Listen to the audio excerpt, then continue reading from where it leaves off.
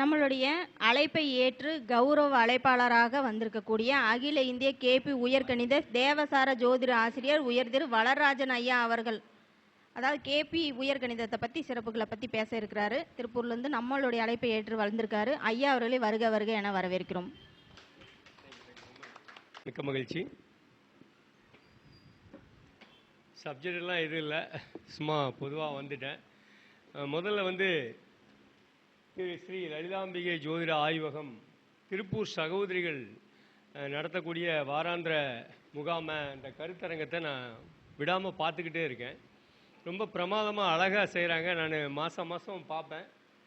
மாதம் மாதம் ஏதோ ஒரு ப்ரோக்ராம் பண்ணிகிட்டே இருக்காங்க. ரொம்ப பிரமாதமாக ரொம்ப அழகாக செய்கிறாங்க. முதல்ல இந்த விழாவை தொடர்ந்து நடத்தி கொண்டிருக்கக்கூடிய அவர்களுக்கு முதல்ல வாழ்த்துக்களையும் பாராட்டுகளையும் முதல்ல எங்கள் கேபி உயர்கணித தேவசார ஜோதிட சங்கத்தின் சார்பாக தெரிவித்துக் கொள்கிறேன். முதல்ல அடுத்ததாக திருப்பூர் சகோதரிகளுடைய அழைப்பை ஏற்று வந்திருக்கக்கூடிய அனைத்து சகோதரர்களுக்கும் நல்வாழ்த்துக்களையும் பாராட்டுகளையும் தெரிவிச்சுக்கிறேன். ஏன்னா அவங்களுடைய சகோதரர்களுக்கும் மற்றும் ஆன்றோர்களுக்கும் சான்றோர்களுக்கும் வந்திருக்கக்கூடிய அனைத்து சிறப்பு விருந்தினர்களுக்கும் எனது மனமார்ந்த நல்வாழ்த்துக்களையும் பாராட்டுகளையும் நெஞ்சார்ந்த நன்றிகளையும் பாராட்டுகளையும் முதல்ல தெரிவிச்சுக்கிறேன். அடுத்ததாக ஜோதிடம், இந்த ஜோதிடத்துறையில் முதல்ல வெற்றியாளர்கள் முதல்ல ரொம்ப முக்கியம்.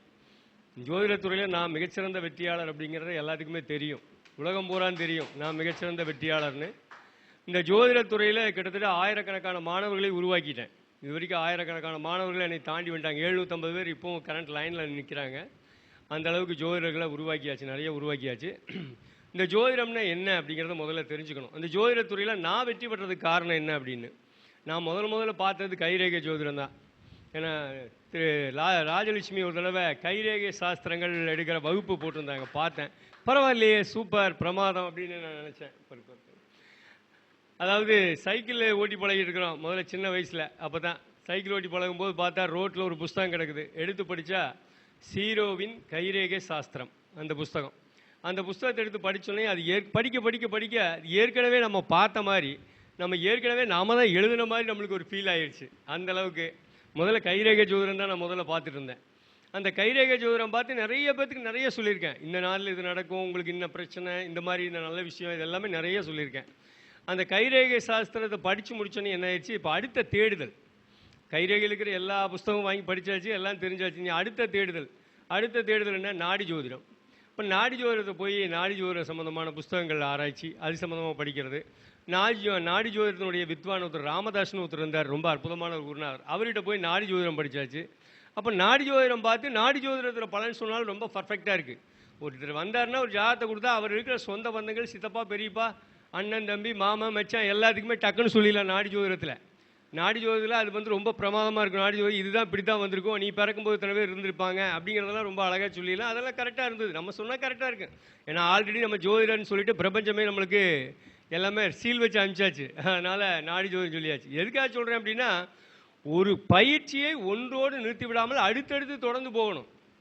ஒரு ஜோதிடத்தை ஒன்று கற்றுக்கிட்டோம்னா இது நம்மளுக்கு இது போதும், அவ்வளோ நம்மளுக்கு எல்லாம் தெரிஞ்சிருச்சு அப்படின்னு சொல்லி தலையில் ஒரு கிரீடத்தை எடுத்து வச்சிடக்கூடாது. இப்போ அடுத்தது என்னாச்சு, நாடி ஜோதிடம் முடிச்சாச்சு. அடுத்தது வேத ஜோதிடம், பாரம்பரிய ஜோதிடம், பராசரர் முறை. எங்கள் ஊரில் ஒரு கெட்டிமுத்தையா இருந்தார், அவர் ரொம்ப அழகாக, ரொம்ப வயசானவர், ரொம்ப அழகாக சொல்லி கொடுத்தாரு. அவர்கிட்ட போய் பயிற்சி எடுத்தாச்சு. இப்போ பாரம்பரிய ஜோதிடம் பலன் சொல்கிறக்கு ஆரம்பிச்சாச்சு. அதுலேயும் நல்ல பிரமாதம், கூட்டாக்கச்சக்கமாக வருது. எங்கே பார்த்தாலும் ஞாயிற்றுக்கிழமை எல்லா நாளும் பார்த்தீங்கன்னா வெத்தல்வாக்கு வச்சு நிறைய பேர் நின்றுவாங்க. நான் சின்ன பையன் தான் இருந்தாலும் எங்கள் தேடி வந்துடுவாங்க. சரி, அது ஓரளவுக்கு போயாச்சு. இப்போ அடுத்தது ஒரு கேள்வி வருது, இன்னும் ஏதோ புதுசாக ஏதோ இருக்குது. என்னது, அப்போ தான் அந்த பாரம்பரிய ஜோதிடம்லாம் முடிச்சதுக்கப்புறம் தான் கேபி ஜோதிடம் அப்படின்னு ஒன்று இருக்குது. சரி, அந்த கேபி ஜோதிடத்தை படிக்கலாம். அது சம்மந்தமான புஸ்தகங்கள் எல்லாம் நிறைய வாங்கி படித்தா எல்லாமே ஏற்கனவே படித்த மாதிரி ஒரு ஃபீலாக இருக்குது. ஆனால் ஏற்கனவே எல்லாம் வாங்கி படித்தாச்சு. ஆனால் என்ன இருந்தாலும் குரு இல்லாத வித்தை பால் தானே. ஒரு குரு இல்லாமல் நம்ம வெறும் புஸ்தக அறிவை மட்டும் வச்சுக்கிட்டு ஏட்டு சுரைக்காய் கறிக்கு உதவாது. அதனால் என்னாச்சு, அது சம்மந்தமான ஆசிரியர்களை போய் பார்க்க ஆரம்பிச்சாச்சு. சுப்பிரமணியம் கேள்விப்பட்டிருப்பீங்கன்னு நினச்சிக்கிறேன். நெல்லை சுப்பிரமணியம் எழுதின புஸ்தகங்கள் வாங்கி படித்து பாருங்கள், ரொம்ப அற்புதமான புஸ்தகங்கள். இறந்துட்டார் அவர், மறைந்த நெல்லை சுப்பிரமணியம், நெல்லை இபி ரிட்டையர்டு. அப்போ அவர்கிட்ட போய் ஜோதிடம் கற்றுக்க போனால் அவர் நிறைய விஷயங்கள் சொல்லி கொடுத்தாரு. ரொம்ப சூப்பர் அற்புதமாக இருந்தது. அப்புறம் அந்த கேபி மெத்தடையும் வச்சு நம்ம நிறைய பலன் சொல்லிட்டு இருக்கிறோம். அதுவும் ரொம்ப கரெக்டாக தான் இருக்குது. ஏன்னா ஒன்று ஒன்றா படிப்படியாக நாமளே செதுக்கிக்கிறோம். அதுக்கப்புறம் இந்த சாமுத்திரி கலாச்சனம், மச்ச சாஸ்திரம் எதையும் விடலை. அதுக்கப்புறம் இன்னொன்று புதுசாக ஒரு மெத்தட் வந்துருக்குது. இது சார ஜோதிடம்னு ஒரு பெரிய மெத்தடு, கேபிலேயே அட்வான்ஸாக ஒன்று வந்திருக்குன்னு சொல்லிட்டு அதுவும் போய் தேவராஜ் சார் சென்னையில் இப்போவும் வாழும் குருநாதர் அவர் தேவராஜ் சார் அவர்கிட்டையும் போய் அந்த ஜோதிடத்தையும் இப்போ கற்றுக்கிட்டாச்சு. இப்போது ஓரளவுக்கு எல்லாமே வந்துருச்சு. இந்த ஜோதிட சம்பந்தமாக ஜோதிடம்னாவே எந்நேரம் பைத்தியமாக இருந்தேன். கிட்டத்தட்ட என்கிட்ட ஒரு 5 லட்ச ரூபாய்க்கு மேலே புஸ்தகமே இருக்கும். ஜோதிடம்னு எங்கே புஸ்தகம் தொங்கினாலும் உடனே அடுத்த நிமிஷம் வாங்கிடுவேன். ஜோதிடம் அப்படின்னு யார் புஸ்தகம் வெளியிட்டாலும் உடனே வாங்கிடுவேன், வாங்கி படிச்சிடுவேன். ஆனால் என்ன அதில் என்ன ரகசியங்களாகவே இருக்கும் கடைசி வரைக்கும். எல்லாத்தையும் பார்த்து முடிச்சாச்சு. இப்போ அனுபவத்துக்கு வந்தாச்சு. இப்போ நம்ம பார்க்குற விஷயங்களை எல்லாம் அனுபவமாக எடுக்கிறோம். ஏன்னா ஒருத்தர் ஒன்று சொல்லிட்டா உடனே அதை மட்டும் முழுசாக ஏற்றுக்கிறது இல்லை. ஒரு இடத்துல ஒரு கிரகம் இருக்குது, உடனே அந்த கிரகம் தான் செயல்படும் அப்படிங்கிற ஒரு விஷயத்தை டக்குன்னு எடுத்துக்க முடியாது. சரி, அப்புறம் அனுபவத்தில் இப்போ கிட்டத்தட்ட 40 வருஷமாக ஜோதிடம் பார்த்துக்கிட்டே இருக்கிறேன். பார்க்க நிறைய பேருக்கு பயிற்சி கொடுத்துட்டே இருக்கிறேன். இப்போ பயிற்சி கொடுத்துட்ருக்குறோம். இப்போ மாணவர்கள் மூலமாக நம்மளும் கற்றுக்குறோம். ஏன்னா மாணவர்கள் ஒரு கேள்வி கேட்பாங்க நம்மக்கிட்ட. அந்த கேள்வி கேட்டோன்னா அதுக்குள்ள பதிலை தேடுவோம். அந்த பதிலை தேடும்போது நம்மளுக்கு அழகாக வந்துடும், கற்றுக்கிட்டதெல்லாம் வந்துடும். அப்போ நிறைய கற்றுக்கிட்டோம். எல்லா வகையான ஜோதிடத்தையும் படித்தாச்சு. இனிமேல் கிளாஸ் எடுக்கலான்னு தாராளமாக எடுக்க ஆரம்பித்தேன். கிட்டத்தட்ட 16 வருஷமாக கிளாஸ். இது 16வது வருஷம் கிளாஸ் வரைக்கும் எடுத்துகிட்டு இருக்கிறேன். எல்லோரும் நிறைய படித்து நல்ல முறையில் வர்றாங்க. அதில் படித்தவங்க தான் இவங்கெல்லாம் ரொம்ப சூப்பராக பிரமாதமாக பலன் சொல்கிறாங்க. கேபிலையும் சொல்லுவாங்க, மற்ற ஜோதிடமும். அதாவது நான் என்ன சொல்கிறேன்னா, ஒரு ஜோதிடத்தை கற்றுக்கிட்டு ஒரு ஜோதிடத்தோடு நிற்கக்கூடாது, எல்லாத்தையும் கற்றுக்கணும். இப்போ நானே சொல்கிறேன் முன்னுதாரணமாக, நான் ஒரு ஜோதிடத்தை மட்டும் கற்றுக்கல, எல்லா வகையான ஜோதிடத்தையும் கற்றுக்கிட்டேன். எல்லாத்தையும் எப்போவுமே காலம் கற்றுக் கொடுத்து கொண்டே இருக்கும். நாம் கற்றுக்கிட்டே இருக்கணும். இதுதான் அப்படின்னு சொல்லிட்டு நம்ம ஃபுல்ஃபில் ஆகிட்டோம், நம்ம பெரிய ஆள் ஆகிட்டோம் அப்படின்னு நினைக்கவே கூடாது. ஒரு பலன் சொன்னால் உடனே அது நடந்துருச்சு, இனிமேல் நம்ம சொல்கிறதெல்லாம் நடக்கும் அப்படிங்கிற அந்த இருமாப்போட எப்போவுமே தலையில் கிரீடத்தை எடுத்து வச்சுக்கூடாது. நம்ம இப்போவும் இன்றைக்கும் இந்த நிமிஷமும் கற்றுக்கிட்டே இருக்கோம். ஒரு எறும்புலேருந்து எல்லாமே நம்மளுக்கு ஏதோ ஒன்று கற்றுக் கொடுத்துட்டே தான் இருக்கும். முண்டாலியாக பாருங்கள், ஏதோ ஒன்று கற்றுக் கொடுத்துட்டே இருக்கும். அதனால் நம்ம எப்பவும் கற்றுக்கொள்ளக்கூடிய, நம்ம என்னதான் பெரிய ஆசிரியராக இருந்தாலும் எப்பவும் கற்றுக்கொள்ளக்கூடிய மனநிலையே நம்ம இருக்கணும். இப்போ கூட புதுசாக பார்த்தீங்கன்னா ஒருத்தர் வந்தார், 20ஆம் நூற்றாண்டின் மிகச்சிறந்த ஜோதிடர் அப்படின்னாரு. பார்த்தீங்கன்னா நட்சத்திரங்களில் பலன் இல்லைன்ட்டார். போச்சா, நட்சத்திரங்களில் பலன் இல்லைன்னு சொன்னா, ஆட என்னப்பா அது இவ்வளோ பெரிய ஆளாக இருக்கேன், சாரம் பார்க்காதவன் சோரம் போவேன், அடுத்தது நட்சத்திரத்தில் பலன் இருக்குதுங்கிறத நான் 100% நானே நிரூபித்து காமிச்சிட்டேன். இங்கே நல்லா கவனிங்க, ஜோதிடர்கள் அப்படிங்கிறவங்க இது நடக்கலாம், இது நடக்காமல் இருக்கலாம், இதை குரு வராரு, இதை இவர் வராரு, அவர் பார்க்குறாரு, இவர் பார்க்குறாருன்னு சொல்லி கதை பேசிட்டு தான் இருப்பாங்க. எங்கிட்ட அந்த விஷயமே அந்த வேலையெல்லாம் இல்லை. ஒரு ஜாதத்தை கொடுத்தா நீ இத்தனை மணிக்கு தான் உயிரோடு இருப்பேன், இந்தா போ, நீ என்ன வேலையை பண்ணணுமோ பண்ணிக்க, அப்படி தான் எழுதி தான் கொடுப்பேன்.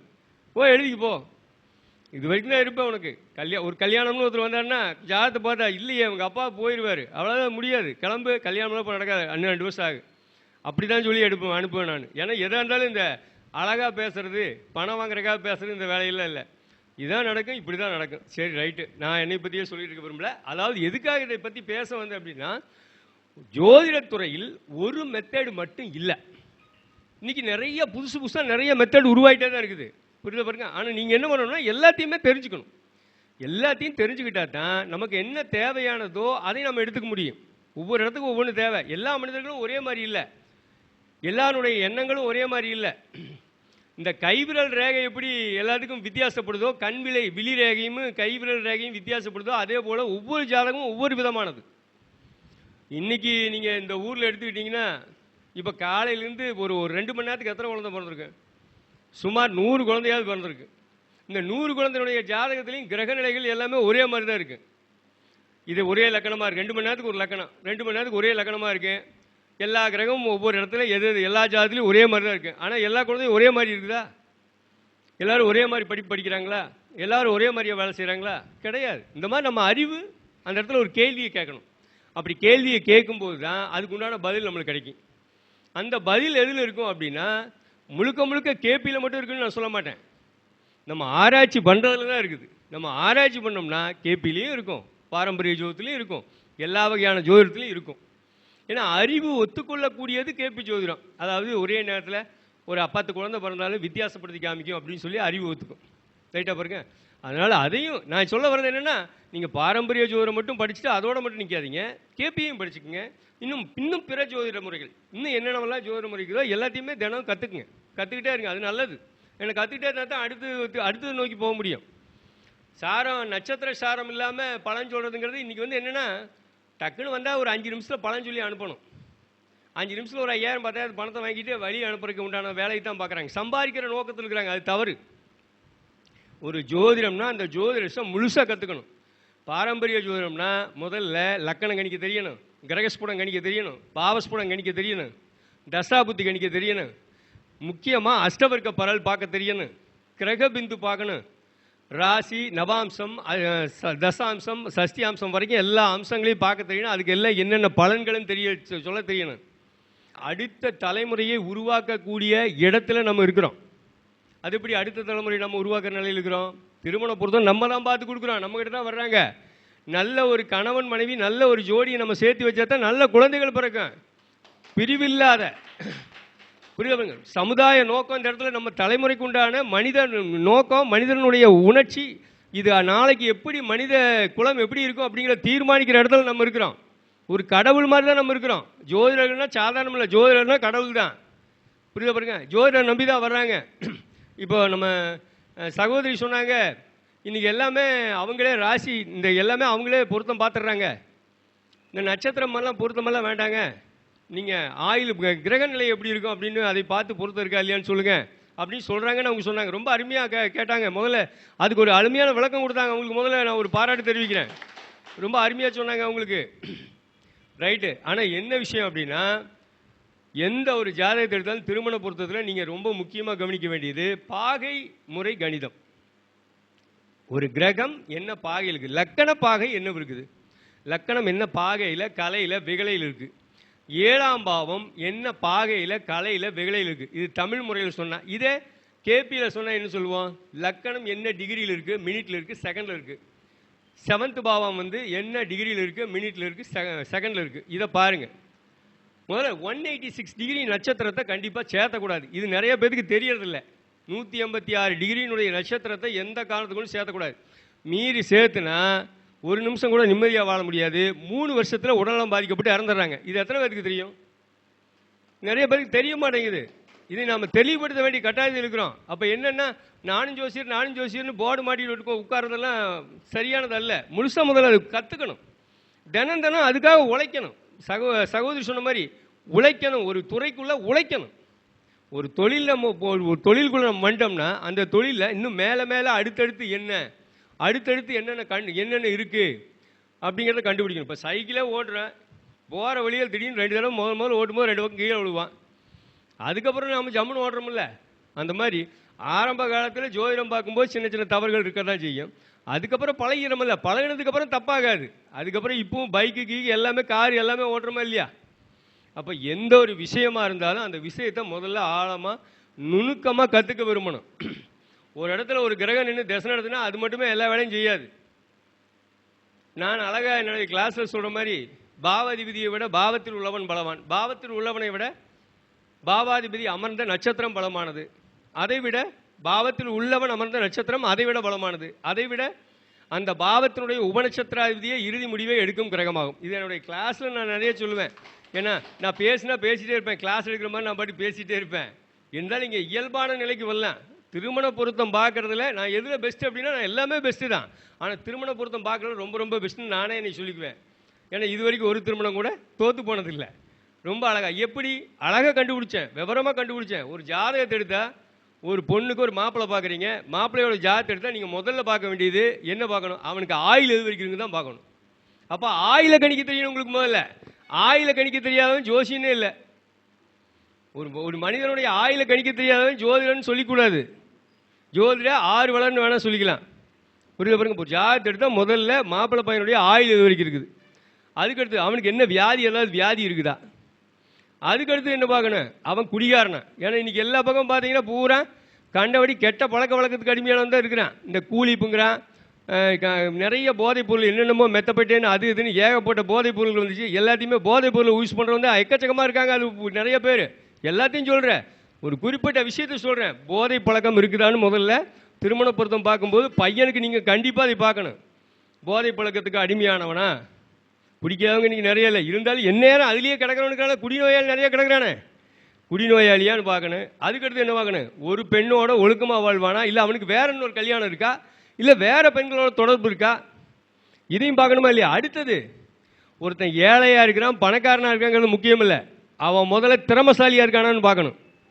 அவன் சுயமாக சொந்தமாக சுயமாக நின்று உழைச்சி முளைச்சி பெரிய ஆளாவானா, நல்லா வருவானா அப்படின்னு முதல்ல பார்க்கணும். ரைட் பாருங்க, அதை பார்க்கணும். அதுக்கப்புறமா தான் ரெண்டு பேர்த்துக்குள்ள ஒற்றுமைகள் எப்படி இருக்கும் அப்படிங்கிறத பார்க்கணும். நீங்கள் நட்சத்திர பொருத்தம் பாருங்கள், இல்லை கிரக பொருத்தம் பாருங்கள், எப்படி வேணாலும் பாருங்கள். முதல்ல இதையே தெரிஞ்சுக்கணும், இதை கற்றுக்கணும். முதல்ல அடுத்தடுத்து வரக்கூடிய திசைகள் நல்லா இருக்கா அப்படிங்கிறத பார்க்கணும். 186 டிகிரி ரைட்டு, அந்த டிகிரியினுடைய திசை வரக்கூடாது. 40 வருஷத்துக்கு 30 வருஷத்துக்கு இடையில அந்த திசை வந்ததுனாலும் பிரச்சனை தான். இது இப்போ நம்ம சகோதரி சொன்ன மாதிரி சுக்கிரன் சுயசார பலம் நல்லா இருக்கும், ரைட், சூப்பர். ஆனால் அதே சுக்கிரன் 150 டிகிரியில் இருந்துட்டாருன்னா என்ன பண்ணுறது? 150 டிகிரியோட சம்மந்தப்பட்ட நட்சத்திரம் மாதிரி என்ன பண்ணுறது? அவ்வளோதான், ஆக்ஷனில் கை காலெல்லாம் நசுங்கிச்சாவன். ஒரு உதாரணத்துக்காக சொல்கிறேன். அதையவே நீங்கள் இன்னும் கொஞ்சம் டெப்த்தாக பார்க்கணும்னு சொல்ல வர்றேன். எந்த ஒரு விஷயமா இருந்தாலும் இன்னும் கொஞ்சம் டெப்த்தாக பார்க்கணும். அவங்க கேபி படிச்சுக்கிறாங்க, அதனால் அவங்களுக்கு தெரியும். ரைட்டாக பாருங்க, இல்லை தெரியாதவங்களுக்கு சொல்ல வரேன். அவங்களுக்கு தெரியும், கேபி நம்மகிட்ட படிச்சிருக்காங்க, தெரியும். அதனால் ஒரு ஜாதகத்தை ஆணுடைய ஜாதகத்தில் நீங்கள் கண்டிப்பாக பார்க்க வேண்டியது ஆயுள், அடுத்தது நோயாளியா, அதுக்கு அடுத்தது குடிகாரனா, அடுத்தது போதை பழக்கத்துக்கு அடிமையானதா குடிகாரன்னு சொல்லிட்டேன். அதுக்கு அடுத்தது வேறு பெண்களோட தொடர்பு இருக்கா, அதுக்கு அடுத்தது வேறு கல்யாணம் பண்ணிக்குவானா, ரெண்டாவது கல்யாணம் பண்ணிக்குவான், ரெண்டாவது கல்யாணம் மூணாவது கல்யாணம் பண்ணுவானா, அதுக்கு அடுத்தது என்ன மிக முக்கியமானது தொழிலில் திறமசாலியா, மனைவியோடு இணக்கமாக வாழ்வானா, இதையெல்லாம் அதை விட ரொம்ப முக்கியமானது முதல்ல ஆண்மை உள்ளவனான்னு பார்க்கணும். மூணாம் பாவ தொடர்புகளை பார்த்தா, மூணாம் பாவாதிபதியை பார்த்தாவோ அவருடைய தொடர்புகளை பார்த்தாவோ ஈஸியாக தெரிஞ்சுக்கலாம்.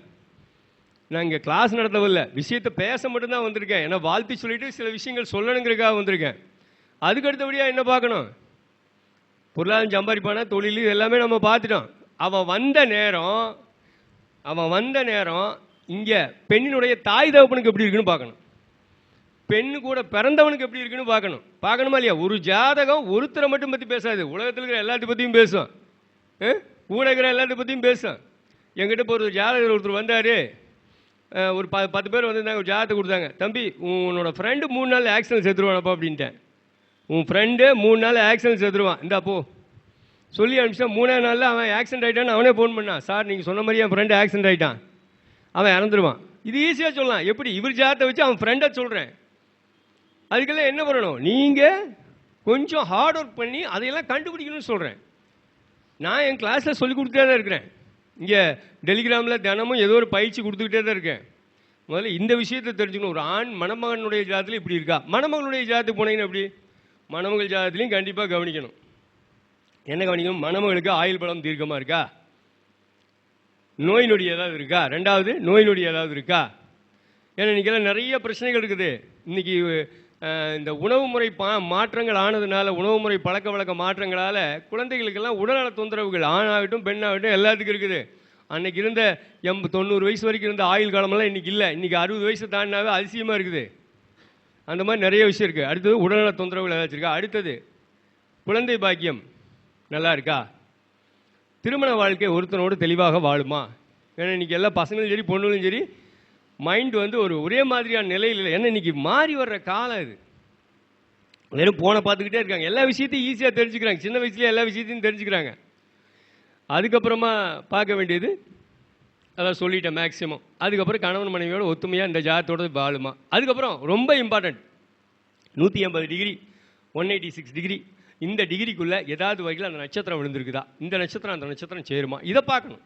இப்போ எல்லாரும் பார்க்குற ஊரோட ஒத்து போகலாங்கிற மாதிரி நீங்கள் செவ்வாய் தோஷம் பாருங்கள், சர்ப்பதோஷம் பாருங்கள், மாங்கல்ய கலஸ்திர தோஷம் பாருங்கள், இதெல்லாம் பாருங்கள். அதுக்கப்புறம் நட்சத்திர பொருத்தம் கூட பார்த்துக்குங்க, அதுலேயும் தப்பு இல்லை. ஏன்னா ஊரோட ஒத்து போகணுங்கன்னா எல்லாமே பார்த்துங்க. ஆனால் இதெல்லாம் தாண்டி நான் சொல்கிற விஷயங்களை பார்க்கணும். எல்லாம் சொல்லுவாங்க, ஏங்க ஜாதகம் பார்க்க எவ்வளோங்க?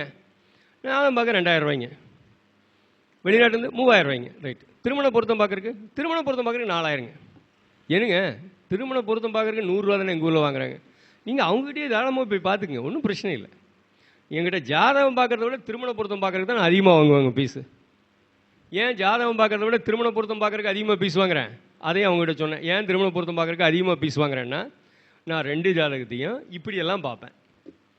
எப்படியெல்லாம் பார்ப்பேன்? முதல்ல அவனுக்கு ஆயுள் இருக்கா இல்லையா. ஏன்னா 4 நாள் செத்து போயிடுவான்னா அவனுக்கு எது கல்யாணம்?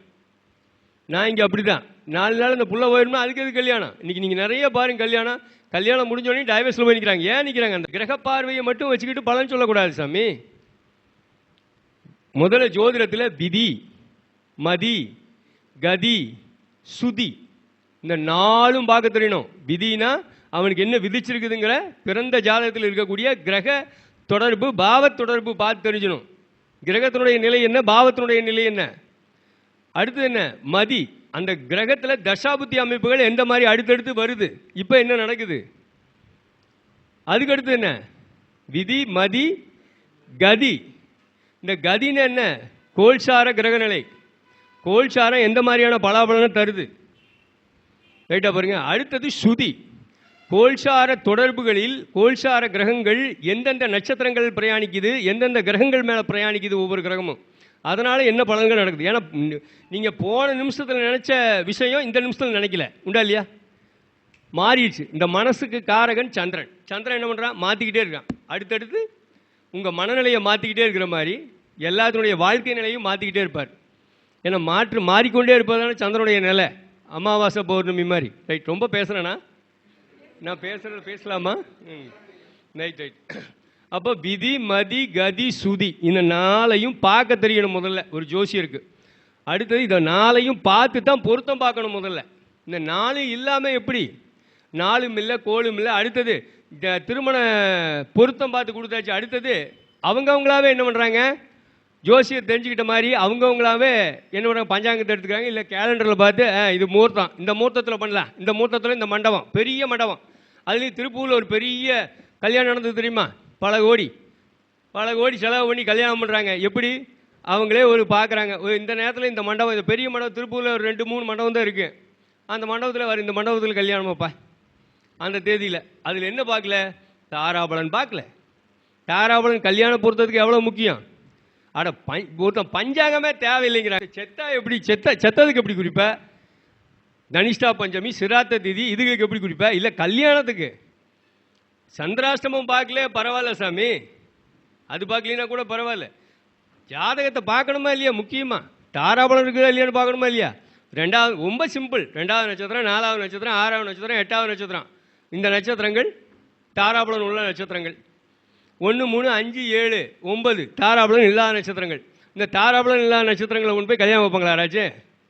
இந்த மாதிரி தான் பண்ணுறாங்க. அவங்கவுங்களே பார்த்துக்கிறாங்க. இன்றைக்கி அரகுர ஜோசியர் நிறையா வந்துட்டாங்க. இன்றைக்கி நம்ம ஜோதிடத்தை முழுசாக படிச்சுக்கிட்டு பலன் சொல்லிட்டு இருக்கிறோம் சாமி.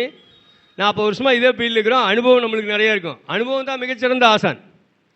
ஜோதிடத்தில் நிறைய புஸ்தகங்கள் படித்ததை விட அனுபவம் மிகச்சிறந்த ஆசான். அந்த அனுபவம் தான் நம்மளுக்கு நிறைய விஷயத்தை கற்றுக் கொடுக்கும்.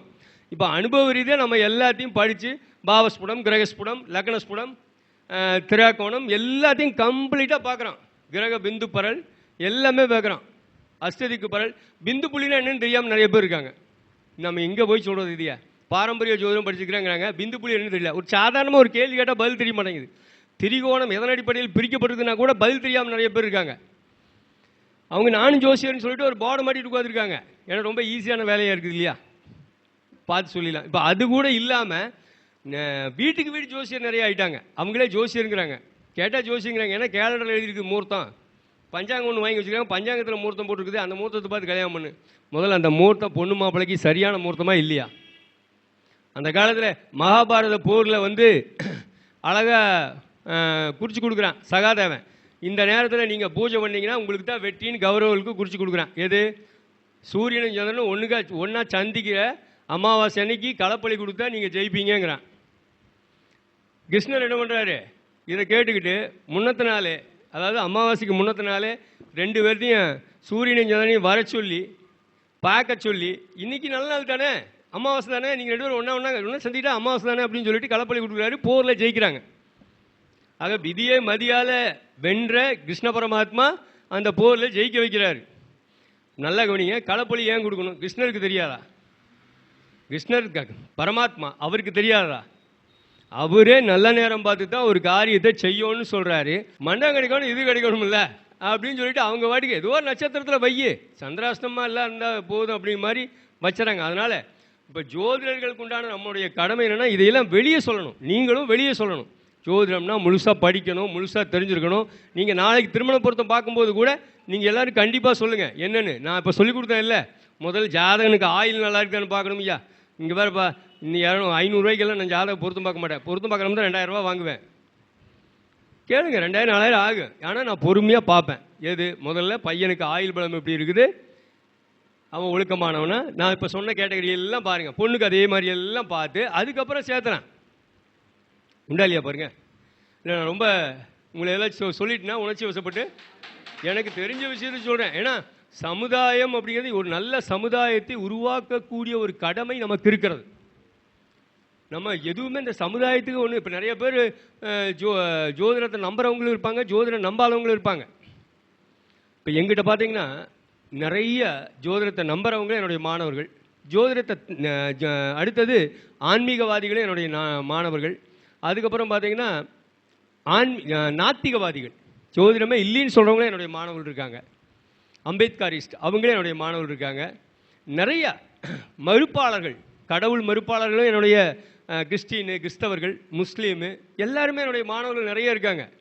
எல்லா சங்கத்தில் இருக்கிறவங்களும் எல்லா கட்சியில் இருக்கிறவங்களும் இருக்காங்க, எல்லாருமே இருக்காங்க. ஏன்னா நான் நிரூபித்து காமிக்கிறேன், இதுதான் சார் இப்படி தான் நடக்கும், இது வேணால் நீங்கள் பாருங்கள் அப்படின்னு சொல்கிறோம். அதனால் ஜோதிடம் என்பது நமக்கு, ஜோதிடராகிய நமக்கு ஒரு மிக மிக முக்கியமான பொறுப்பான ஒரு சமுதாய கடமை, சமூக கடமை இருக்கிறது. அந்த சமூக கடமையில் நாம் எந்த காரணத்தை கொண்டும் தவறக்கூடாது. நீங்கள் நிச்சயமாக நீங்கள் ஜாதகம் பார்க்கும்போது திருமண பொருத்தத்தில் நான் சொன்ன விதிகளை நீங்கள் கண்டிப்பாக ஆராய்ஞ்சு தான் பார்த்து தான் சொல்லணும். அதுக்கடுத்து ஒருத்தர் தொழில் செய்யறதுக்கு வர்றாரு, தொழில் நான் செய்யலாமா அப்படின்னு கேட்க, உங்களை கடவுளாக நினச்சி தான் தொழில் செய்ய சொல்லி கேட்க வர்றாரு. நான் லாஸ்ட்டாக கூட என்னுடைய வீடியோ ஒன்று போட்டிருப்பேன். ஒருத்தர் தொழில் செய்ய சொல்லி வந்தவரை கிட்டத்தட்ட 250 கோடி ரூபா முதலீட்டில் அவர் தொழில் செய்ய சொன்னது ஒரு மிக பிரபல ஜோதிடர். அதே எங்கிட்ட பார்க்குறாரு, ஏங்க நீங்கள் எல்லாத்தையும் தொலைச்சி போடுவீங்க, எல்லாமே அழிஞ்சு ஒன்றும் இல்லாமல் உட்காந்துருப்பீங்கன்னு சொல்கிறேன். ரொம்ப ஈஸியாக சொல்லலாம். உங்களுக்கு ஒரு கேள்வி அந்த இடத்துல என்ன முன் வைக்கிறேன் அப்படின்னா, 100 குழந்தைங்க இப்போ 2 மணி நேரத்துக்கு பிறந்தாலும் 100 குழந்தைகளுடைய ஜாதகமும் ஒரே மாதிரி தான் கிரக நிலையில் இருக்கும். ஆனால் அந்த குழந்தைகள் 100 குழந்தைகளும் ஒரே மாதிரியாக இயங்குவதில்லை, ஒரே மாதிரியாக படிக்கிறதில்லை, ஒரே மாதிரியாக வாழ்க்கையில் நடக்கிறதில்லை. இந்த இடத்துல தான் என்ன சொல்கிறேன், கேபி ஜோதிடம் சூப்பராக இருக்கும். அதனால் எங்கிட்ட படிக்கணும்னு சொல்ல, யார்கிட்ட வேணாலும் படிங்க, அந்த கேபி ஜோதிடத்தையும் கற்றுங்க. இப்போ உதாரணமாக நம்ம ராஜலட்சுமி அவங்களே கேபி ஜோதிடம் சொல்லி தருவாங்க, அவங்க வெளியே படிங்க, உங்களுக்கு நிறைய விஷயங்கள் புரிய வரும். அடுத்தது இத்தனை நேரம் எல்லோரும் வந்திருந்தீங்க, காலையிலேருந்து நிறையா பவளக்கண்ணன் ஐயா வந்திருந்தார், அவர் நான் பார்க்கணுன்னு ரொம்ப ஆவலாக வந்தேன். கோயம்புத்தூர்லேருந்து ஒரு அர்ஜென்ட் மீட்டிங் அங்கே முடிச்சுட்டு வர்றதுனால கொஞ்சம் காலதாமதம் ஆயிடுச்சு. அவருக்கு என்னுடைய வாழ்த்துக்களையும் நன்றிகளையும் தெரிஞ்சுக்கிறேன். அவருக்கு ஃபோனில் பேசிடுறேன். போதுமா, வேறு ஏதாவது பேசலாமா? போதுமா? ரொம்ப சந்தோஷம். உங்கள் அத்தனை பேர்களுக்கும், இதை பார்த்துட்டு இருக்கிற இந்த வீடியோ, இந்த சேனலை பார்த்துட்டு இருக்கிற அனைவருக்கும் என்னுடைய மனமார்ந்த பாராட்டுகளையும் நெஞ்சார்ந்த நன்றிகளையும் முதல்ல தெரிவிச்சுக்கிறேன். மிக சிறப்பாக இந்த கருத்தரங்கத்தை வழிநடத்தி கொண்டிருக்கக்கூடிய திருப்பூர் சகோதரிகள் திருமதி ஈஸ்வரிமா அவர்களுக்கும் மற்றும் கவிதா சக்திவேல், திருமதி கவிதா சக்திவேல் மேடம் அவர்களுக்கும், திருமதி ராஜலட்சுமி மேடம் அவர்களுக்கும் மற்றும் அவருக்கு உறுதுணையாக இருக்கக்கூடிய அத்தனை நல்லுள்ளங்களுக்கும் நன்றி பாராட்டி விடைபெறுகிறேன். நன்றி, வணக்கம், வாழ்த்துக்கள் நண்பர்களே. இவ்வளோ நேரமாக அழகாக எல்லா நாடி ஜோதிடம், பாரம்பரியம், கேபி இதெல்லாமே அழகாக ஒரு ரவுண்டு வந்தார். அதாவது பார்த்தீங்கன்னா, நமது இந்த மேடை அலங்கரிக்க வந்ததே பெரிய பாக்கியம்னு நினச்சிக்கிறோம். ரெண்டாவது பார்த்தீங்கன்னா, உங்களுக்கு நிறைய கருத்துக்கள், திருமண பொருத்தம் எப்படி பார்க்கணும். ஐயா சொன்ன 100க்கு 100 உண்மை. நேற்று கூட ஒருத்தர் ஃபோன் பண்ணி என்ன கேட்குறாங்க, ராகு பையனுக்கு இருக்குது பொண்ணுக்கு இல்லை, பொருத்தலாமா அப்படின்னு. இங்கே வராமையே ஃபோன்லேயே கேட்டு முடிச்சுக்கலாம் அப்படின்னு பார்க்குறாங்க. அது பின்னுக்கு அவங்க வாழ்க்கை அப்படிங்கிறத நினச்சே பார்க்க மாட்டாங்க. அந்த மாதிரி திருமணப்படுத்தும் போகிறது நம்ம ஒரு ஜோதிடர் 2 குடும்பத்தை 2 மனசை ஒன்று சேர்க்குறோம்னா மிக கண்டிப்பாக அழகாக நம்ம பார்த்து கொடுக்கணும் அப்படிங்கிறது தான். அதாவது கேபிஐ நான் படிக்கிறப்ப 2016-17 படிக்கிறப்ப அவர் சொல்கிற ஒவ்வொரு வார்த்தையும் இன்னும் அவர் சொல்லிக்கிட்டே கேட்டுக்கிட்டே இருக்கும் போது இருக்கும். அதாவது ஒரு பாவத்தை 12ஆம் பாவம் தாக்கும் அப்படின்னு அழகாக சொல்லிக் கொடுப்பாரு. அதே போல் ஒரு விளக்கத்தோடு சொல்லிக் கொடுப்பாரு. இப்போ நம்ம உட்காந்துருக்க, நம்ம தான் கிரகம், நம்ம உட்காந்துருக்க சேர் நட்சத்திரம். அப்போ நம்ம ஸ்ட்ராங்காக உட்காந்தாலும் அந்த சேர் ஸ்ட்ராங்காக இருந்தால் தான் அவங்களால உட்கார முடியும். இதெல்லாம் அவர் கிளாஸில் எங்களுக்கு எடுத்த வகுப்பு. அதே போல் அவர் கிளாஸ் நடத்திக்கிட்டு இருக்கிறாரு. அப்போ ஒருத்தர் பிரசன்னம், அதாவது கடிகார பிரசன்னம், அதாவது அந்த சகுனம் நிமித்தம் இதெல்லாம் வச்சு மிக அழகாக சிறப்பாக எடுத்தார். கேள்வி கேட்குறாரு, ஐயா எனக்கு என்ன திருமணம் ஆகலை அப்படின்னு சொல்லி கேள்வி கேட்குறாரு. இதெல்லாம் நான் அந்த கிளாஸில் அட்டன் பண்ணுறப்ப அவர் எடுத்தது. அப்போ திருமணம் ஆகலை அப்படிங்கிறப்ப அப்போ வீட்டில் இருந்து அவங்க மேடம் ஃபோன் பண்ணுறாங்க, நீங்கள் ஆர்டர் கொடுத்த பெட்டு வந்துருச்சு அப்படின்னு சொல்லி சொல்கிறாங்க. உடனே அவர், ஐயா கண்டிப்பாக உங்களுக்கு திருமணம் ஆகும் போ அப்படிங்கிறாங்க. அந்த மாதிரி அந்த நிமித்தம் சகுனம் அதெல்லாம் வச்சு மிக அழகாக பலன் எடுப்பார். நான் பாரம்பரியம் ஒரு 1.5 வருஷம் படித்தேன். ஆனால் நம்ம இன்னுமே படிச்சுக்கிட்டே தான் இருக்கோம் அப்படின்ட்டே சொல்லலாம். இன்னும் அதாவது பார்த்தீங்கன்னா அந்த பலன் சொல்கிறது அப்படின்னு சொல்லி ஐயா அவர் பக்கத்தில் ஒரு 2 ஸ்டாப்பில் தான் நான் இருந்தேன். என்னோடய வீடு அங்கே சின்னக்கடையில் இருக்கிறப்போ அப்புறம் ஐயா அவர்களை கேள்விப்பட்டு நான் அங்கே படிக்க வந்தேன். நானும் என் கணவரும் அங்கே படிக்க போனோம். அப்போ பார்த்தீங்கன்னா அன்னைக்கு கிளாஸ் படிச்சுட்டு அன்னைக்கே நைட்டு போய் பலன் சொன்னேன். அதாவது பாரம்பரியத்தில் பாரம்பரியம் மிக அழகாக பலன் சொல்லலாம். இருந்தாலும் அது 1.5 வருஷம் படித்து இன்னும் நம்ம பலன் சொல்கிறதுக்கு திணறிக்கிட்டு இருக்க நேரத்தில் கேபி ஜோதிடம் முதல் கிளாஸ் படித்து அன்னைக்கு நைட்டே போய் பலன் சொன்னேன் அப்படிங்கிறது ரொம்ப பெருமையாக இருந்துச்சு. அதாவது பார்த்தீங்கன்னா ஒரு நண்பர் தான் கேட்டார், அவரோட ஒய்ஃப் ஜாதகம், அவரோட ஒய்ஃபோட தங்கச்சி ஜாதகம் 2 ஜாதகத்தை கொடுத்து இதில் 2 பேர்த்தில் யாருக்கு அரசு வேலை கிடைக்கும், அவர் ஒரு கவர்மெண்ட் ஆசிரியர், மனைவிக்கு கிடைக்குமா இல்லை அவங்க தங்கச்சிக்கு கிடைக்குமா கொஞ்சம் பார்த்து சொல்லுங்க அப்படின்னாரு. இதில் ஐயா சொல்லி கொடுத்த மெத்தட் அன்னைக்கு கிளாஸ் படிச்சுன்னா அன்னைக்கு நைட்டே நான் சொன்ன பலன். அதாவது சூரியன் நட்சத்திரம் உப நட்சத்திரம் வழியாக 2, 4, 10 தொடர்பு கொண்டால் கண்டிப்பாக அவங்களுக்கு கவர்மெண்ட் வேலை கிடைக்கும். அதே போல் சூரியன் 1, 5, 9 தொடர்பு கொண்டால் கவர்மெண்ட் வேலை கிடைக்காது அப்படின்னு சொன்னார். அதாவது நம்ம 1, 5, 9 பாடம் எடுத்து நல்ல தொடர்பு அப்படிம்போம். ஆனால் கேபியில் பொறுத்தளவு இரட்டைப்படை பாவங்கள் தொடர்பு கொள்றப்ப, ஒற்றைப்படை பாவங்கள் அகம் சார்ந்ததுக்கு ஒற்றைப்படை பாவங்கள் தொடர்பு கொள்றப்ப அந்த பலன் நல்லா சிறப்பாக கிடைக்கும் அப்படின்னு சொல்லி ஐயா மூலயமா நான் நிறையா. அதாவது இன்னொரு இன்சிடென்ட் என்னன்னு பார்த்தீங்கன்னா, ஒரு முடியாதவங்க அவங்க பொண்ணு ஜாதகத்தை கொடுத்து என்கிட்ட ஜாதகம் பார்க்குறாங்க. அதே கேபி மெத்தடில் நான் சொன்னேன். அதாவது பார்த்தீங்கன்னா 8, 12 சந்திரனுக்கு அந்த பொண்ணோட ஜாதகத்தில் சந்திரனுக்கு 8, 12 ராகுவோட தொடர்பில் இருக்குது, நட்சத்திரம் உபநட்சத்திரம் வழியா. அப்போ நான் சொன்னது அவங்க அது அந்த திசா புத்தி, அதாவது சட்டியில் இருந்தால் தான் அகப்பையில் வரும். இதெல்லாம் ஐயா சொன்னது இன்னமே நம்ம காதில் கேட்டுக்கிட்டே இருக்குது, அதாவது ஒழுதிக்கிட்டே இருக்குது அப்படின்னு சொல்லி சொல்கிற மாதிரி தான். அந்த தொடர்பு வழியாக 8, 12 சம்மந்தப்படுறப்ப அந்த தசாபுத்தி அந்த நேரம் நடந்துக்கிட்டு இருக்குது. அப்போ கோச்சார கிரகமும் அதுக்கு சப்போர்ட் செய்யுது. அப்படிங்கிறப்ப கண்டிப்பாக இந்த மாதத்தில் அவங்க இருக்கிறது கொஞ்சம் கஷ்டம் அப்படின்னு சொல்லி சொன்னோம். அதே போல் அவங்களுக்கு மார்பக புற்றுநோயில் அந்த 2 மாதத்தில் அவங்க இறக்கும் சூழ்நிலை ஏற்பட்டுச்சு. அந்த அன்னைக்கே நான் போனேன், அவர் ஐயா ஆஃபீஸ் போனேன். ஐயா உங்களோட பலன் வச்சு நான் இதை சொல்லி எனக்கு சக்ஸஸ் ஆச்சு அப்படின்னு சொல்லி ரொம்ப பாராட்டினார். அந்த மாதிரி கேபியில் எளிமையாக பலன் சொல்கிறதுக்கு நாங்கள் நிறையா நம்ம சாஃப்ட்வேர் ஐயாவோட சாஃப்ட்வேர் தான் வச்சு யூஸ் பண்ணிக்கிட்டு இருக்கோம். அப்படிங்கிறப்ப கேபியில் இந்த தொடர்பை அழகாக பார்க்குறப்ப அழகாக பலன் சொல்ல முடியும். அன்னைக்கு தான் ஜோதிடம் படிக்க வர்றவங்க கூட அழகாக பலன் சொல்ல முடியும் அப்படிங்கிறது தான். நம்ம போய் நானும் கவிதா சக்தி விளவங்க போய் ஐயாவை அழைச்சோம். அந்த அழைச்சதுக்கு எதுங்க இவ்வளோ நேரம் எங்களுக்கு சிறப்புரையாட்டினதுக்கு நன்றிங்க ஐயா, மிக்க நன்றி. தாரப்பலன் வச்சு தான் பொருத்தம் பார்க்குறேன். தாரப்பலன் எப்படின்னு கேட்டிங்கன்னா, அவர் ஐயா என்ன சொல்கிறார், விபத்துன்னு சொல்கிறார். விபத்தில் என்ன, மண்டபத்தில் திருமணம் கட்டு தாலி கட்டுற அன்னைக்கு இந்த 2 பேர்த்தில் பெண்ணுடைய ஜாதத்துக்கு குறிப்பாக விபத்து தாராக இருந்தால் என்ன ஆகும் அப்படிங்கிறது அவருக்கே தெரியும், எனக்கும் தெரியும், அதை சொல்ல வேண்டாம். விபத்துகள் ஏற்படும், அதாவது ஒரே வாரத்தில் விபத்துகள் ஏற்படும். அதுக்கு மேலே சொல்லும்போது பயந்துருவாங்க. அதனால் எந்த காரணத்தை கொண்டு ஜென்மத்தாரையில், விபத்து தாரையில், பிரத்யேக தாரையில், வதை தாரை இது எல்லாத்த விட கடுமை. என்ன வரும் அதில்? வதை வைநாசிகம், டபுள் கனெக்ஷன், எங்கேயும் ஒத்து வராது.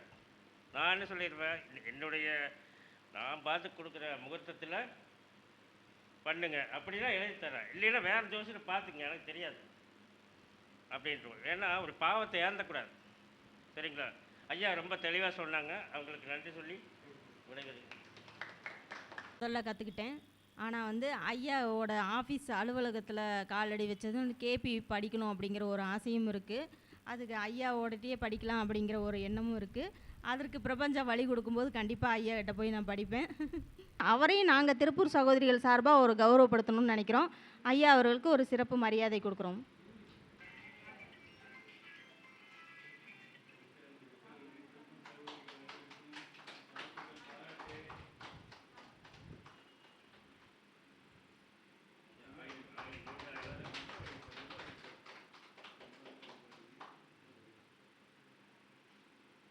காலையிலேருந்து நம்ம ஐயா வருகைக்காண்டி எல்லாம் ஆவலோடு எதிர்பார்த்துக்கிட்டு இருந்தாங்க. ஒரு சிலர் வந்து ரொம்ப லாங்கில் போகிறதுனால அவங்களாம் கொஞ்சம் சொல்லிட்டு போயிட்டாங்க, ஐயா கூட எங்களால் இருக்க முடியல அப்படின்னு. மிக்க நன்றிங்கள் ஐயா. அதாவது நான் அவர்கிட்ட படித்த ஸ்டூடெண்ட்ஸ் தான், கிட்டத்தட்ட 2016-17 படித்தேன். அப்படிங்கிறப்ப இப்போ போய் நம்ம அழைச்சாலும் நம்ம மாணவி நம்மளை வந்து அழைச்சிருக்காங்க அப்படின்னு சொல்லி இவரெல்லாம் எவ்வளோ பெரிய உயரத்தில் இருக்காங்க, இருந்தாலும் நம்ம ஸ்டூடெண்ட்ஸ் வந்து கூப்பிட்றாங்க அப்படின்னு மதிப்பு கொடுத்து இங்கே வந்ததே மிக்க நன்றிங்க ஐயா.